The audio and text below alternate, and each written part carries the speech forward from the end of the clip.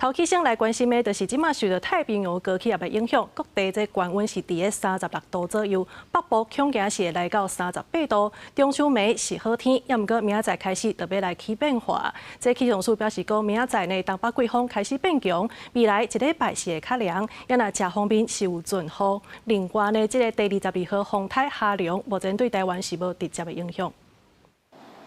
中秋即天天气有够热，气象署表示各地上高温有可能来到38度。气象署也提醒过昼了后，各地拢有机会落雷公雨，尤其是嘉义以南到屏东地区，雨势较大，来到暗时就恢复好天。想要看月牛，全台拢有机会。我们预估可能在西半部赏月指数都是比较好的，那东半部其实也还不错，那只是可能在东半部比较偏向在山区的地方。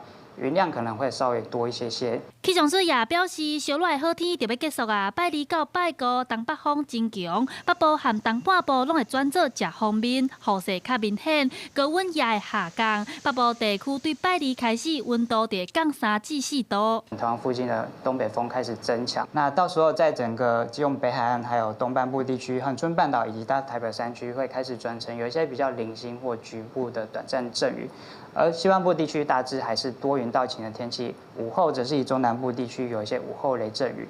也那目前伫日本南平海面的风台哈凉风台，虽然强度一直咧增强，不过伊的角度向北平煞，离台湾愈来愈远，对台湾无直接的影响。花莲讲互乡的民众，试工也有一段好天的时间通摒扫，只是受到风台刮规环流的影响，台湾各地拢会有长影发生。气象署建议无代志千万唔通挖近海边啊。记者陈亚轩、谢桂玲台北报道。